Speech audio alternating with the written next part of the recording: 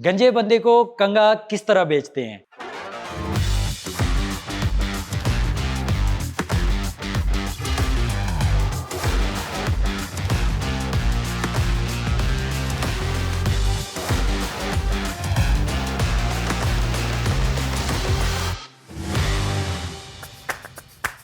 तो इस टाइम हम जी हमारी ही branch capital hair club Rawalpindi पे हैं और इस टाइम हम आपको लाइव दिखाएंगे कि किस तरह से hair patches and hair wigs लगाई जाती हैं। एक बिजनेस जो फैसलाबाद से शुरू हुआ और आज वो रावलपिंडी की सरजमीन पे है और हम आपको दिखाएंगे कि किस तरह से हेयर पैचेस इंस्टॉल होते हैं और किस तरह से ये बिजनेस किया जाता है। इस टाइम हमारे पास जो क्लाइंट आते हैं वो क्लाइंट हमारे पास मल्टीपल उनके पोर्शंस जो होते हैं वो हेयर फॉल की वजह से खाली हो जाते हैं और सादा जिहा लफ्ज़ां च दसां ते गंजे हो जाते हैं। तो अज असीं तुहानूं दसांगे कि गंजे बंदे नूं कंगा किस तरह बेचना है। ये जुमला मैं तुहानूं बार बार रिपीट कर रहा, इसका मकसद मैं तुहानूं एंड ते दसांगा। ये इस तरह से हो जाती हैं जी खाली स्पेसिस। ये आप इस टाइम चेक करें कि इस तरह से मल्टीपल जो लोग होते हैं उनके किसी का 2 इंच किसी का 3 इंच स्पेस खाली हो जाती है। तो इस तरह के इश्यूज़ के लिए हमारे पास उन लोगों के लिए जो ट्रांसप्लांट नहीं करवाना चाहते या जो लोग ट्रांसप्लांट से थोड़ा डरते हैं उनके लिए हमारे पास होते हैं हेयर पैचेस। ये एडवांस फॉर्म है हेयर विग्स की। फुल हेड जो हेयर विग्स होती हैं ये बेसिकली उसकी एडवांस फॉर्म है। ये इंस्टॉल होती है उन लोगों को जो लोग हेयर विग यूज़ नहीं करना चाहते या जो ट्रांसप्लांट नहीं करवाना चाहते। ये इस टाइम हमने एक हमारे क्लाइंट है, इनको हमने हेयर पैच इंस्टॉल किया है क्लिप मेथड के साथ। इसको क्लिप लगाए जाते हैं। इनका ये एरिया क्राउन एरिया था, ये सारा खाली था।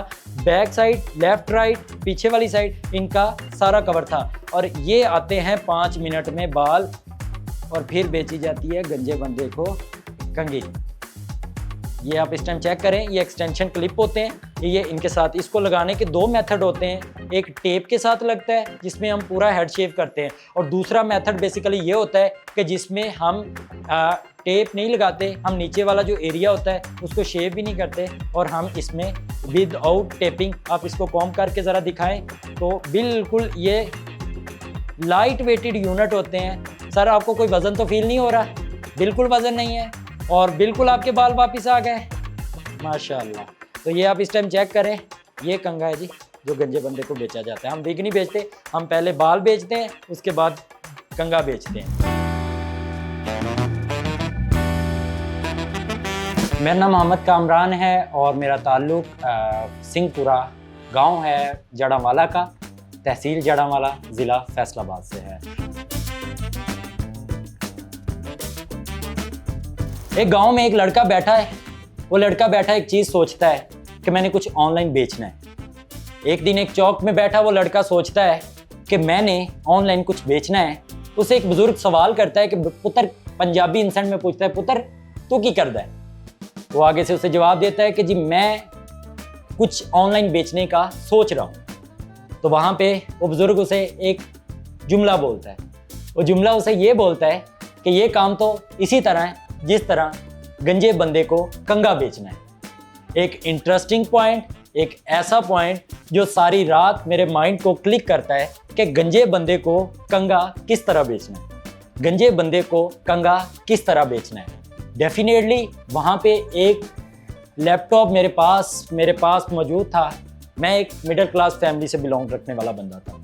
एक लैपटॉप मेरे पास मौजूद था जिस पे मैं देखता हूँ कि हेयर प्रोडक्ट पे उस टाइम में कौन काम कर रहा था।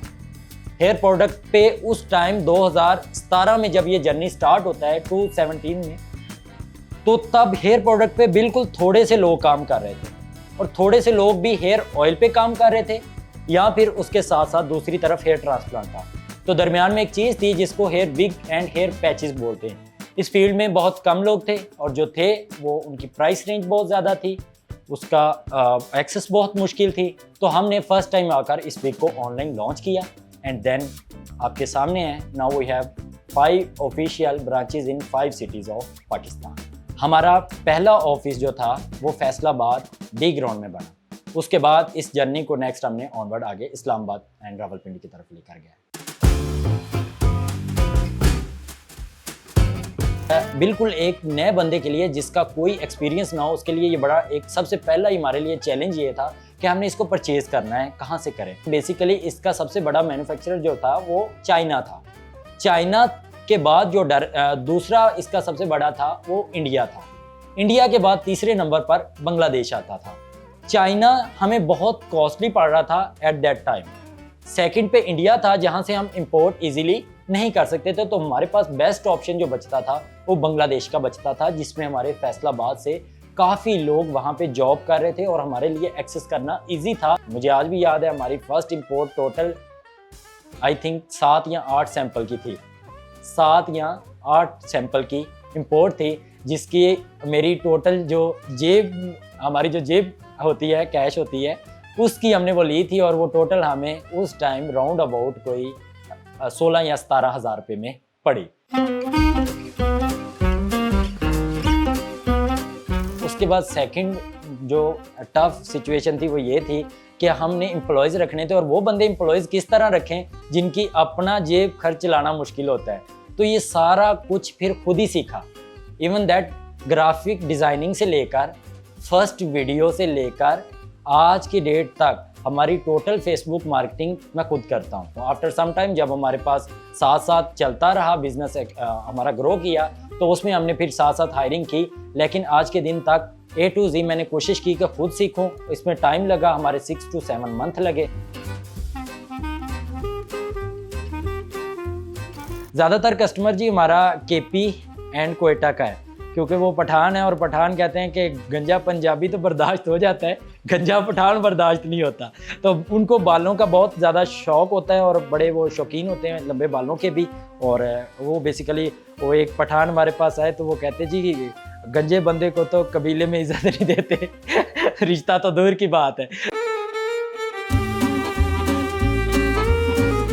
हमने गाँव से स्टार्ट किया था, अपने ड्राइंग रूम से स्टार्ट किया। इसको सबसे पहले हमने ऑनलाइन बेचा, लेकिन ऑनलाइन में स्कैम इतना ज़्यादा था, तो फिर हमारे लिए ये एक अलहदा से टफ सिचुएशन थी इसको फेस करना, कि लोगों का ट्रस्ट जो था वो बिल्ड नहीं हो पा रहा था।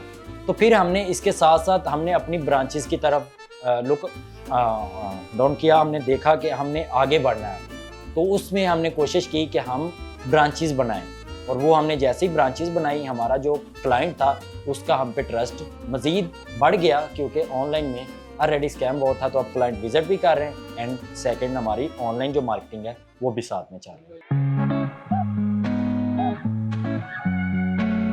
जब हमने ग्रो करना था तो उस टाइम हमें इन्वेस्टमेंट की नीड थी, तो उसमें हमें फैसलाबाद में एक प्लेटफॉर्म आया जिसका नाम DG खाता की एक साइड बिजनेस था, DG दुकान के नाम से। हमने जब एंट्री की तो यहाँ पे एक हमें बहुत अच्छा ऑप्शन मिला कि आपको हम advance payment, upfront payment and basically इसको आप सादा लफ्ज़ों में समझिए तो ये एक तरह से वो इन्वेस्ट करते थे हमारे एंड लोकल बिजनेसेस पे।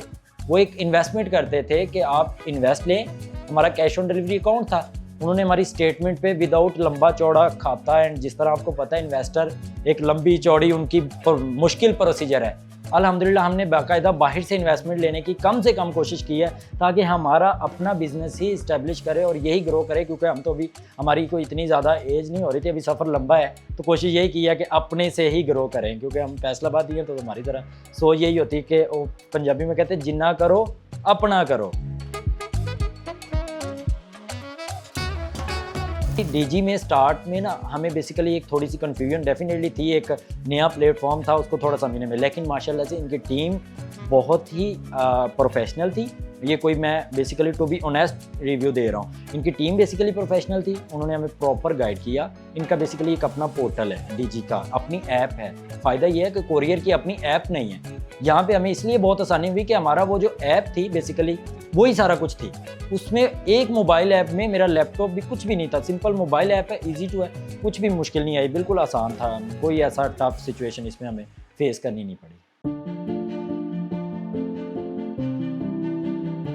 वो लेडीज़ जो बालचड़ पेशेंट हो जाती हैं, वो जेंट्स जो बालचड़ पेशेंट हो जाते हैं, उनके आईब्रोज तक गिर जाते हैं, लेडीज़ के बाल तक गिर जाते हैं। इसमें एक बड़ी इंटरेस्टिंग सी एक बच्ची थी, मतलब मैं बेसिकली अपने एक हॉस्पिटल में अपने मसले से गया था, तो वो बच्ची ने मेरा हाथ पकड़ के मुझे कहा था कि भाई मुझे बाल चाहिए।